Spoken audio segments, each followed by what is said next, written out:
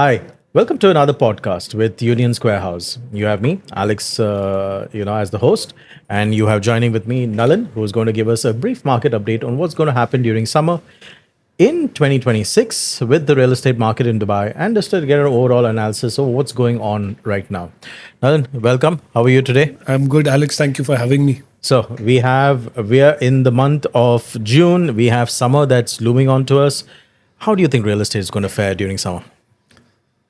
Okay, honestly, I think this summer is going to be challenging. I wouldn't say tough, but challenging than all the previous summers that we have seen because of the obvious reason of war.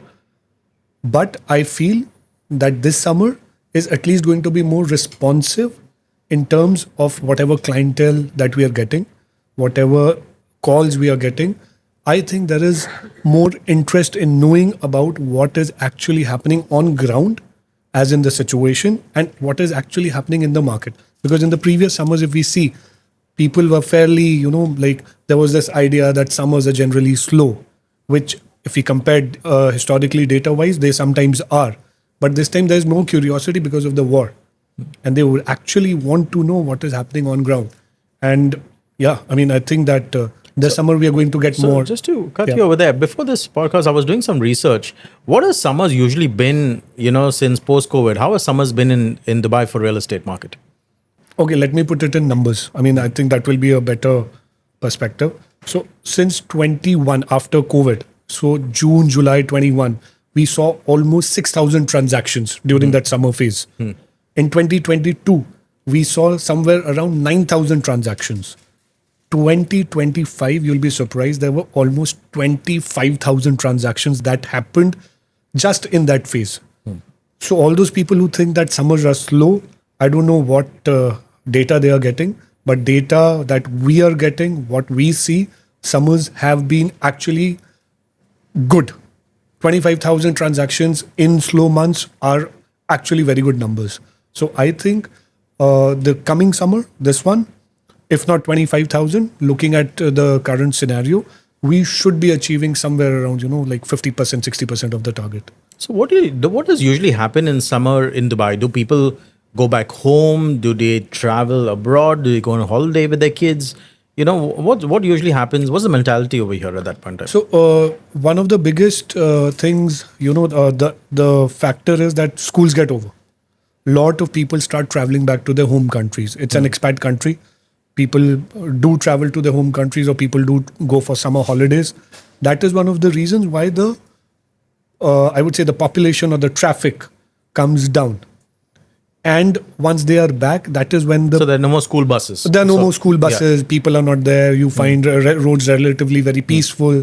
But once the summers get over, those people start coming back again. And if you look at this, generally this is where the lease period also ends or restarts, or you have to renew your lease contract. So people look for houses because schools are not there. They can start moving around that time. Exactly. So this is the time when we start seeing more activity. On the contrary, there's one more interesting thing. People at least start looking forward to what is going to happen in the next 2 months. So you definitely get calls regarding that, what is going to happen in the next 2 months.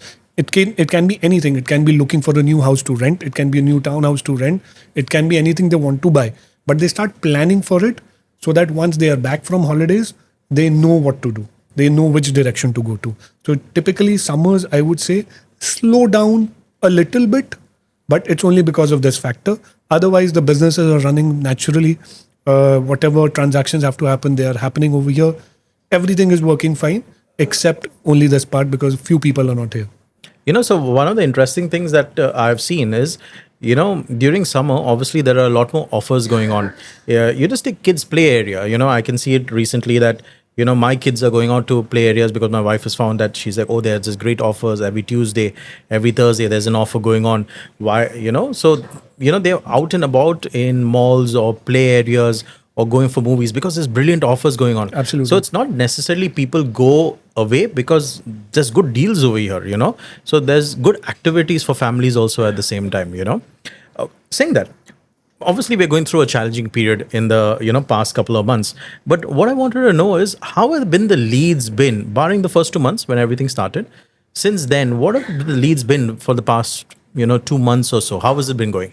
Okay, so it's going to be a long answer, but I'll put it into two perspectives. One is leads coming in, and one is we reaching out to people. So it's been almost 3 months since the war started.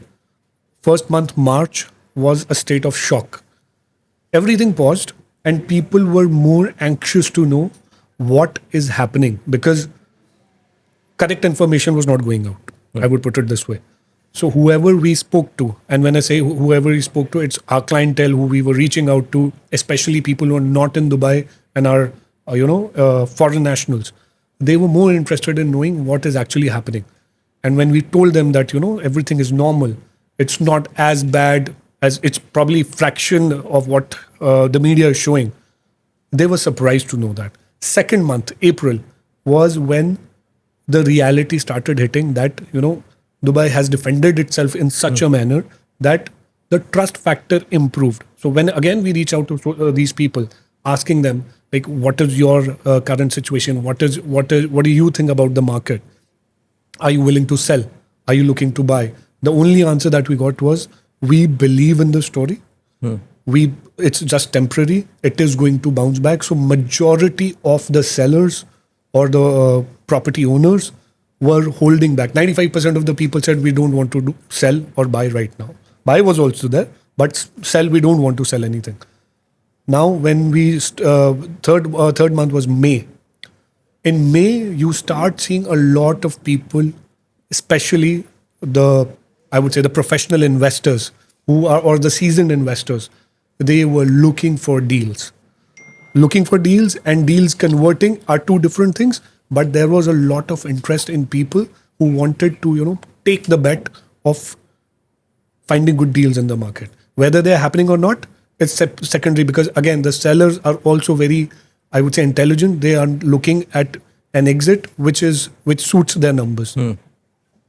Now, let's come to the second perspective. What are the kind of leads we are getting? So 65% of the leads that we are getting are genuine leads. From whatever property portals that we operate on, 65 to 68% of the leads are genuine leads. Out of those 65 to 68% leads, almost 76% of the leads are either booking a meeting or they're booking a viewing. At least they want to meet and talk and understand. Again, it can be understanding the market. Not necessarily they're going to buy. But all of that conversion, like it's almost 75% of 60 will be what, 50 to 55% of the people who are calling us want to meet, want to know about what is happening. It can be looking for deals, just market knowledge. Probably they want to sell their property. It can be anything. But there is a lot of curiosity, which earlier I would say was not there. But genuinely people want to know what is happening. So you think these people are... so you feel that these people know that Dubai is going to bounce back? And this is going to be a good period to buy property so that I can make money in the next 1 to 2 years in terms of capital appreciation? Is that what's going on through people's mind? 100%. 100%. It can be, the numbers that they want to settle on can be different. Their expectation can be, like if the property is $100, you sell it to me, I want to buy it at 70. That can be different. The seller wants to sell it at 80. That can be a different situation. But there is genuinely interest in people who want to make the most of the situation. They want to buy the dip. A dip can be different in individual perspective. But they want to do that. Also, the second important thing that people have started learning is that because of the war, cost of construction is going to go up. Number one. So whatever pricing that they're getting today on the balance inventory or the new launches, they are not going to get in the next 3 to 4 years. The prices are going to go higher. So there's a new baseline for construction that's going to come out for the next 1 to 2 years. Yes. Secondly, there are a lot of good offers coming from the developers. They genuinely want to, finish their inventory, balance inventory that is there. They're giving you very good offers. And why not? I mean, that's my question. Why not make the most of it? What are some of the offers that developers are giving today? So earlier there were payment plans like, 80-20, 70-30. Now those payment plans have converted into 40-60, 30-70, DLD waivers up to the tune of 2% to 4%. And if you're paying upfront cash, like 100% of the money, you can get 30 to 40% discount. So every developer in their own way is trying to give you the best possible offers.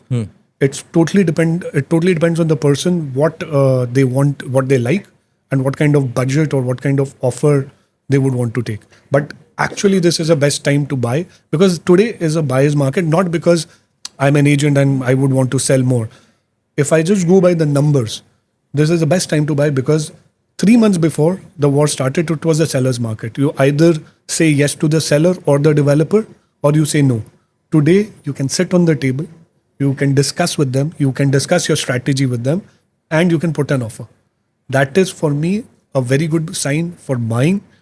Also, secondly, as I said, that prices are going to go up because of cost of construction, inflation, and you're going to make, I would say, not massive, but you're going to make profit on your investment. Where do you see the curiosity coming in? Is it between the price bracket of 1 to 5 million, 5 to 10, 10 million plus? What seems to be the interest for people today? I would say 1 to 5 is what the maximum interest will be. People really want to enter in a lower ticket size because that's more affordable. It attracts a lot of different kind of investors. It can be small investors from to the big players as well, who are probably buying floors, who are probably buying a lot of studios or half a floor. And there are investors who want to start with a small thing and make the most of it. So 1 to 5 million is what we are seeing in the market as of now. Okay, interesting. Another thing that I was also thinking, where I had researched about, saying that summer slow time. How, from your point of view, how has golden visas changed the dynamics of people buying property here today? Okay, so golden visa, if I'm not wrong, it was started in after COVID. After COVID. After COVID. So golden visa is an attraction point, because not that it is most important thing for probably somebody who's investing, but it helps you in ease of living in Dubai and UAE. It grants you access to many different countries, which you can travel to visa free. And I would say golden visa at least gives you a sense of security, that I am a part of UAE, I am a part of the economy over here. No matter you stay here or not for 6 months or whatever the thing is, you keep traveling, coming in, going out, but you feel a sense of ownership within the entire social structure, within the economic structure of the country. That gives a sense of security to an investor. I think that has been a very big motivator for people to invest. And that has actually changed the game for a lot of investors and Dubai real estate as a whole. I also feel that now when you're here for a good 10 years, you no more look at this place like a transient place. Now you're here for 10 years, you're with your family here, your kids are growing up over here, schools are here, life is here. Now I don't feel like people are buying because of seasonal investment. They're buying because when you get the right home, I want to set up an entire base over here. That's also what 10 years gives you. It gives you that foundation to build on life, So how I look at it is, so there's another angle, interesting one. People can call it emotional. I don't know why, but I don't like people, or there were so many podcasts that were going on that time where they said they defended themselves, UAE defended themselves. I totally, in a brilliant manner, there were so many missiles coming in and drones coming in, and we did so well. They did so well. Why do you say they? Why don't you say we did so well? So golden visa also gives you, when I say an emotional connect to the entire country, I mean, I say that we defended ourselves very well, probably better than any other country. But also there's one more aspect, that when you so as a golden visa holder, I look at it this way, that I am a part of the country, I am a part of the economy. Dubai is inviting, UAE is inviting me, come set up base over here, grow with us, and we grow with you. It's a mutual collaboration, because there is no end to growing over here. Ease of doing business, and the way you can set up a bank account, and international exposure, whether you're a student, whether you're an influencer, whether you're a business owner. It is so convenient to operate over here. That is why where I feel that golden visa attracts a lot of people, because probably they want to grow somewhere in their life. And the geographical advantage that UAE and Dubai has is that you are centrally located. Any part of the world, you can be there in probably in less than 6 hours or 7 hours flight. So that is an added advantage. Why not, if a country, if a place is offering you so many facilities in terms of growing professionally, personally, why not? I mean, Golden Visa is actually a game changer. Okay, so let's now talk about rentals and renters market. So now you said obviously it's a buyer's market, it is a renters market. Has rents come down? Yes, they have. Okay. 15 to 20% is what I have seen so far when I track data. 15 to 20% rents have come down. I believe till September, you will see more correction in the rental space, because as we just discussed, people have gone out. Once they start coming in, you will see the rents stabilizing, and then from there onwards, probably going up. But as of now, rents have started falling. So this would be like back after COVID, a lot of people upsize the unit. So do you feel a lot of people are going to go into a bigger unit, or are they going to shift for a better rental? What's going to happen? So whatever I've seen so far, people are going for better rentals as of now. If the family size is bigger, probably a person who's staying in a 3-bedroom apartment is looking forward to a 3-bedroom townhouse. Now, townhouse communities are majorly occupied. So yes, people are planning to upgrade, I would say. But as of now, looking at the situation, everybody is a little cautious. They would want to stay in the same, category, but at a better rent. There are communities which are offering you better rental. So something like a Dubai Hills Estate, 2-bedroom, which was going at around 180 to 200,000 at a particular time before the war, is now available at 150, 160. If you put an offer, negotiate, you might just get it at a lower price. But it totally depends.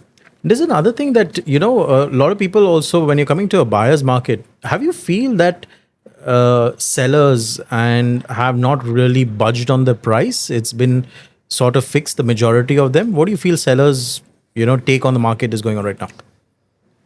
So I'll give you interesting stat which I've been tracking every week since the war has started.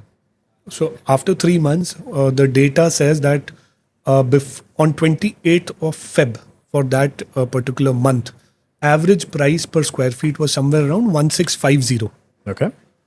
Today, on 31st, was it for a particular community or a median price? Secondary only secondary transactions in entire Dubai. When I say secondary, off-plan, secondary and ready units. Okay. Only these. The price per square foot on 28th of February for the month of February was 1650, 1650. On 31st of May, same category, same data size, the price per square feet was around 1550. So that's only 7% correction. Okay. So what does it say? Sellers are not in a panic situation. They are not just selling whatever offer they are getting. They are being very intelligent about at what price do they want to exit.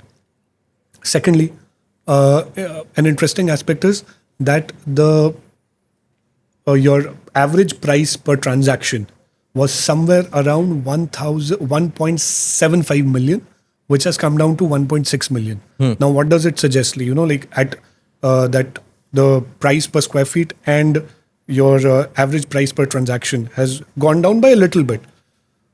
What I feel is that, and data suggests that smaller ticket size, smaller units, studios, 1-bedrooms, are the units that are trading more. And that is where the difference is. So sellers are not selling just to an offer whatever they're getting. They have a particular number in mind. They don't mind holding. A lot of people don't mind holding till they get the right price.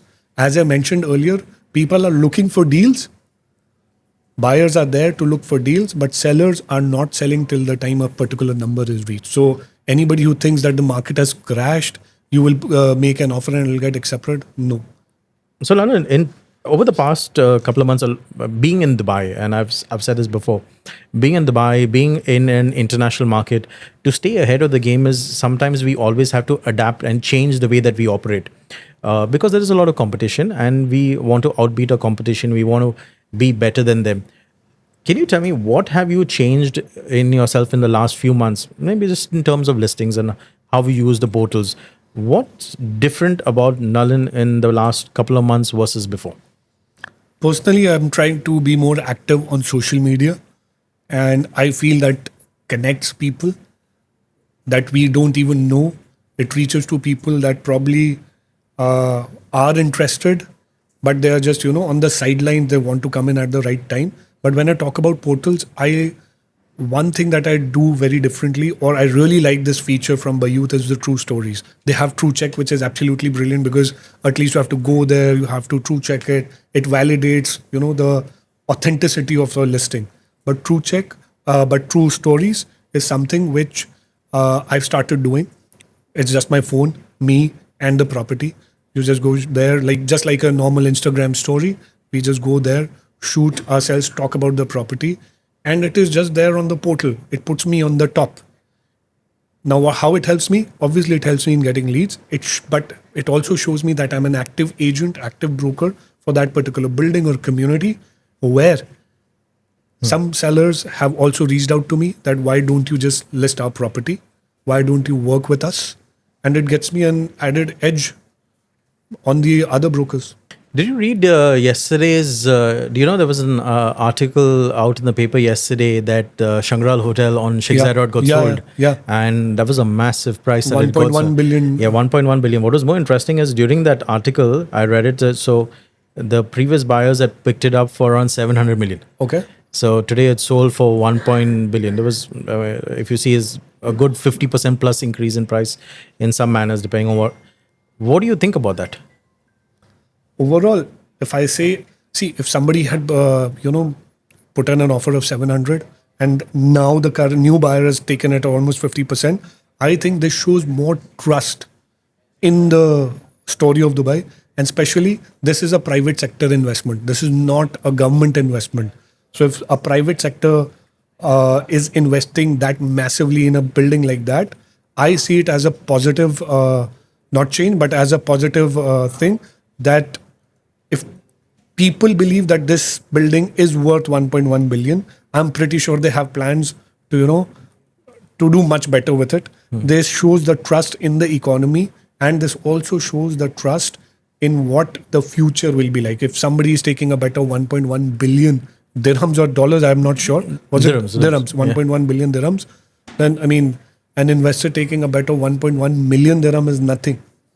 True. And that too on Sheikh Zayed Road. That too on Sheikh Zayed Road. So one of the things on the article, it said that there's no more land available on Sheikh Zayed Road. So technically this was prime real estate land, obviously proper frontage of Burj Khalifa and everything. And there's there isn't any more parcels of land. Yeah. So in the next couple of years, this is prime property. But it does show me if someone is taking such a big bet in Dubai, that's something to consider about, where is this going? It's just, Dubai has got the strength to come back. That's what they believe in, So, that's and whenever it comes back much stronger. Well, that is what data has shown. That is what all the cycles have shown, that when Dubai bounces, it bounces back much stronger. Okay. And that's just the start of it, by the way. This deal is just the start of it. There are mega deals happening in the market.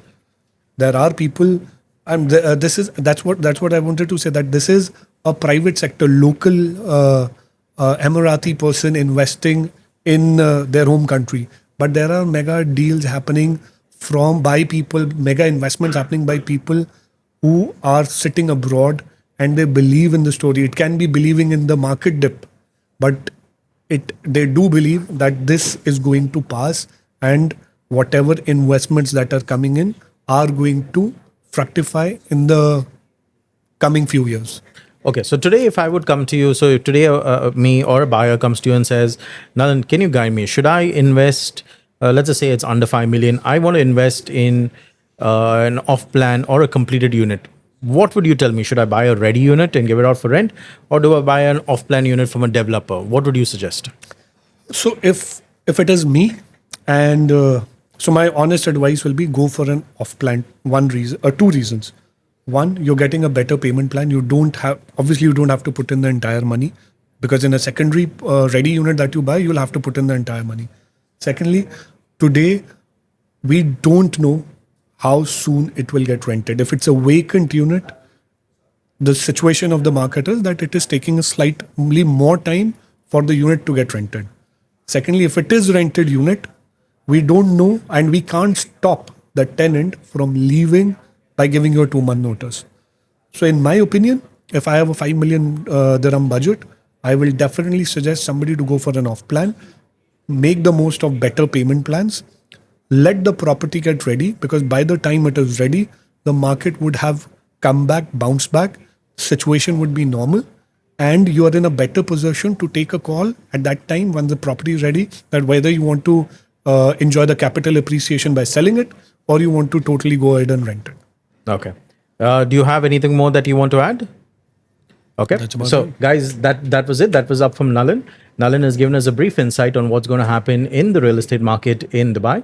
If you have any questions or suggestions, please write down in the comments and we'll definitely get back to you on it. Thank you, guys.